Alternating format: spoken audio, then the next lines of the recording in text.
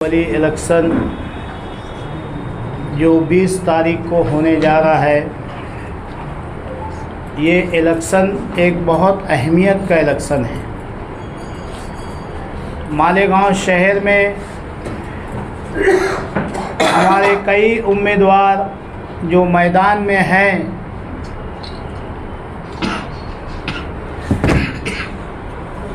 वो सभी लोगों ने मालेगांव आवामी पार्टी से अपनी हिमायत व तायद मांगी।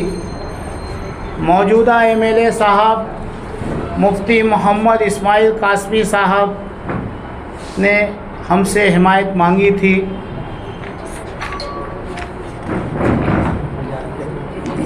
महाविकास अघाड़ी के कैंडिडेट एजाज बेग साहब ने हिमायत मांगी थी।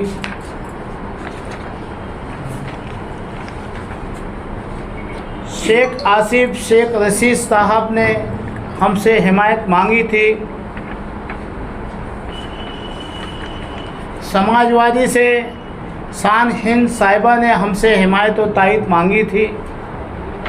इसी तरीके से आज़ाद उम्मीदवार सभी लोगों ने, कलीम अब्दुल्ला वगैरह सब ने हमसे हिमायत मांगी थी। हम आवामी पार्टी की तरफ से उन तमाम हिमायत मांगने वालों का शुक्रिया अदा करते हैं कि उन्होंने मालेगांव आवामी पार्टी को इस काबिल समझा।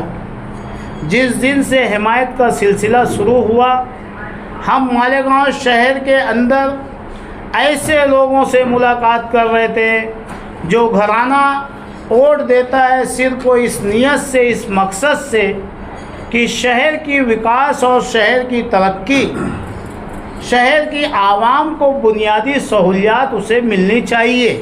उस बेस पे वो चुपचाप अपनी वोट देते हैं और अपने घरों को चले जाते हैं। हम शहर भर की छोटी बड़ी तंजीमें, वो तंजीमें जो किसी सियासी लीडर की फेवर नहीं लेती, किसी की हिमायत और तायद जल्दी नहीं करती, हम उनसे मिल करके राय ले रहे थे कि हमें किसकी हिमायत करना चाहिए।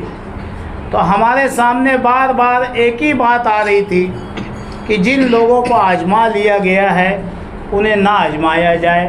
अब शहर में किसी नए को मौका दिया जाए ताकि शहर तरक्की की तरफ जाए।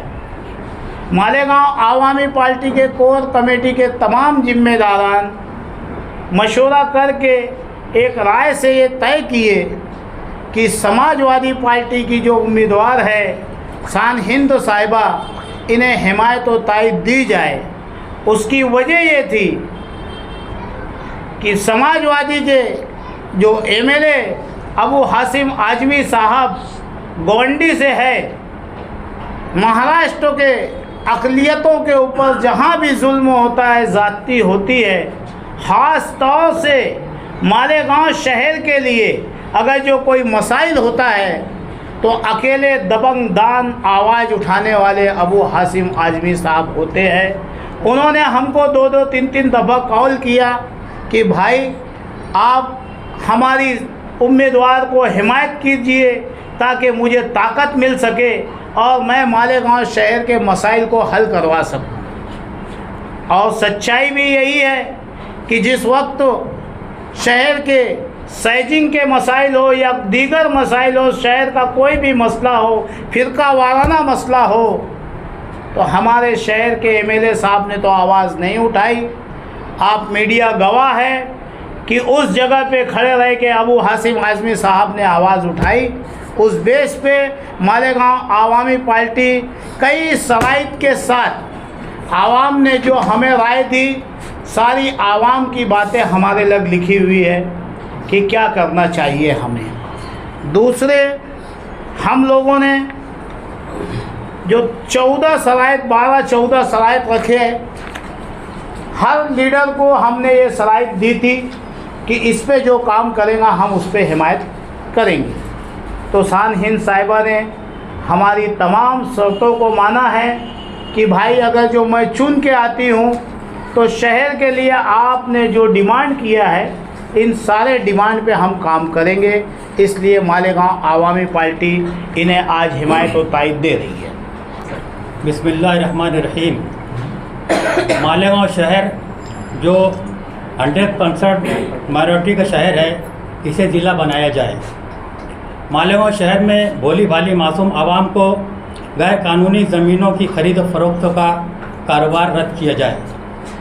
आने वाला एमएलए मालेगांव म्यूनसिपल कॉरपोरेशन को हिदायत करके शहर की 80% टैक्स अदा करने वाली आवाम को तमाम बुनियादी सहूलियात फराहम के, क्योंकि बस्ती में सड़क, गटर, लाइट, शजरकारी, टॉयलेट, ये तमाम चीज़ें महानगर पालिका की जिम्मेदारी है।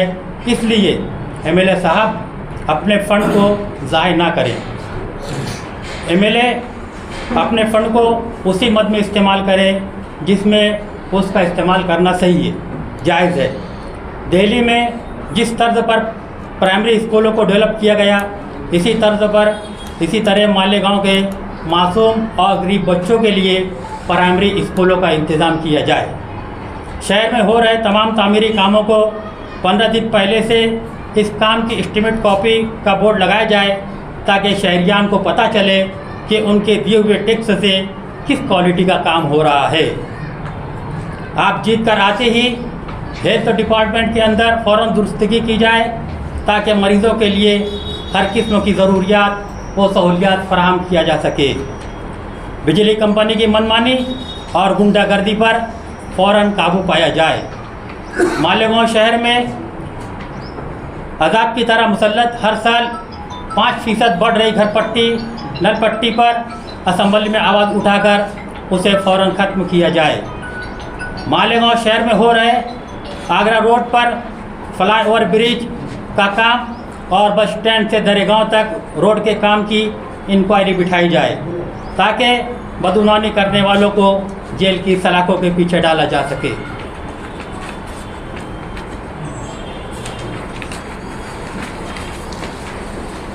आपने समाजवादी को हिमायत दी, आप लोग सारी पार्टियों ने आपसे राब्ता कायम किया, उनका शुक्रिया अदा किया।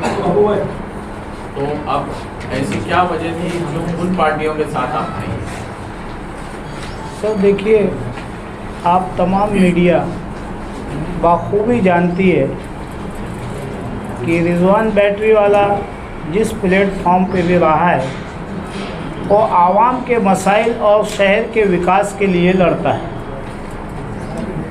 माजी में जो एमएलए रह चुके, जो मौजूदा एमएलए साहब है, शहर के सामने सब कुछ है, किसने क्या किया क्या नहीं किया।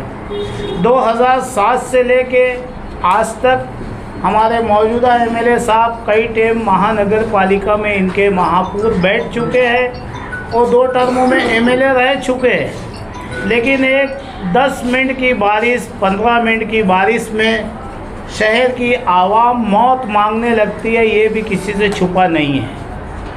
ये सारी वजहत है। माजी आमदार साहब वो माजी में एमएलए रह चुके हैं, उनके घर के कई मेयर रह चुके हैं। शहर कहाँ है, शहर का जो 2 हिस्सा है, एक हिस्सा कहाँ है, दूसरा हिस्सा कहाँ है, वो मुझे नहीं लगता कि आप लोगों को बताने की ज़रूरत है। शान हिंद एक ऐसी उम्मीदवार है, एक ऐसी लेडी है जो हर वक्त बदउनवानी के ख़िलाफ़, भ्रष्टाचारियों के ख़िलाफ़ आवाज़ उठाती है। और अबू हाशिम आज़मी साहब तो एक आइडियल है, सबके सामने है। मालेगांव शहर की आवाम ने तो उन्हें चुन के नहीं भेजा है, लेकिन नुमाइंदगी वो मालेगांव शहर की करते हैं। तो हमें बेहतर लगा कि समाजवादी को हिमायत करना चाहिए, ताकि महाराष्ट्र में अबू हाशिम का हाथ मजबूत हो सके। हफ्ता 15 दिन से आप मुसलसल लोगों के राब्ते में रहे, करते रहे, तो ठीक होता रहा। इतने असेंबली में आपकी उम्मीदवारी किए थे, कितनी वोट आपको मिली थी? आप ही बता दीजिए, क्या फायदा मिलेगा इनको? आप ही बता दीजिए कितनी वोट मिली? नहीं, आप बता दीजिए ना मुझे कितनी वोट मिली थी। मैं भूल गया हूँ, जगह से याद दिला दो मुझे। अंदाज से बोल दो। मैं शान हिंद को 1 वोट इंशाल्लाह दिला सकता हूँ, और उस 1 वोट से वो कामयाब होगी, अल्लाह ने चाहा तो। जीत और हार अल्लाह के हाथ में। देखिए, फैसला आपने लिया हिमायत इनको देने का, 1 महीने पहला ले लेते थे ये फैसला, तो और उनको ताकत मिल जाती थी। इतना देर क्यों कर दिए? इलेक्शन काफ़ी करीब है। इलेक्शन तो 5 दिन में होता है आसिफ साहब, इलेक्शन 5 दिन में होता है। उसकी आप फिक्र मत करिए, घोड़ा मैदान सामने है, अभी सब आप लोगों के सामने आ जाएगा।